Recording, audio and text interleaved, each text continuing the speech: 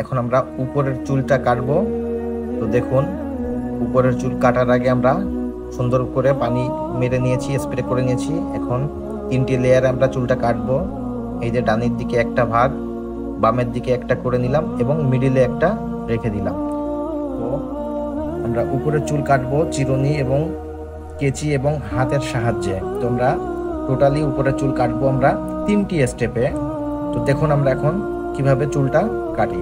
তো প্রথমে বাম সাইড থেকে আমরা বাম সাইডের লেয়ারটাকে আমরা তুলে নিব, অল্প অল্প করে চুল ধরবো এবং একবারে চুলটাকে সোজা করে উপরের দিকে উঠিয়ে নিব। তারপর চুলটা যতটুকু আপনি কাটতে চান, আমরা অল্প কাটবো, আগা কাটবো শুধু, সেভাবে আমরা ধরে ধরে আমরা আগাটাকে সাইজ করে দিচ্ছি। তো দেখুন, বাম সাইডের লেয়ার, প্রথম লেয়ারের কাজটা চলছে। চুলটা অনেক মিডিয়াম সাইজ, একেবারে ছোট না। তো এই জন্য এক একটা লাইন আপনার 3টি 4টে 5টা 6টা 7টা স্টেপে কাটা লাগে চুল অনুযায়ী। তো দেখুন, আমরা 2 নাম্বার লেয়ারটাকেও সামনে থেকে একবারে উঠিয়ে নিয়েছি এবং সেই অনুযায়ী কাটা শুরু করেছি। একটা লেয়ার, এই যে দুটো দেখা যাবে 2 নাম্বার লেয়ারে কয়টা লেয়ারে আমরা কাটি, কয়টা ভাগে ভাগ করে। এই যে 3 নাম্বার, 2 নাম্বার মিডিলের লেয়ারের কাজ 3 নাম্বার চললো। এই যে 4বারের বার আমরা 4টি লেয়ারে আমরা চুলটা কাটলাম। এবার লাস্ট লেয়ার, 3 নাম্বার লেয়ার। তো এক ধাপ দেখা যাবে কয়টি ধাপে কাটি, 2 ধাপ অল্প অল্প করে আপনার নিয়ে কাটবেন যারা নতুন। 3টি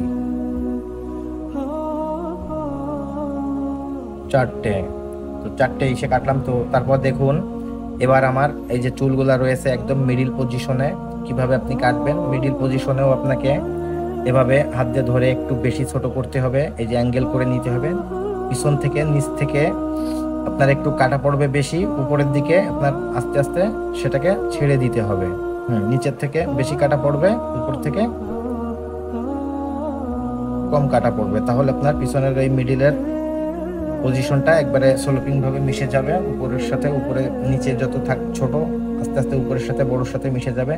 তো তারপর আমরা দেখুন, আমরা আবারও এই চুলগুলোকে আবারও আমরা আরেকবার চেকিং করে দিব। যদি আর একটু ছোট বড় থাকে সেটাকে আমরা কেটে নিব।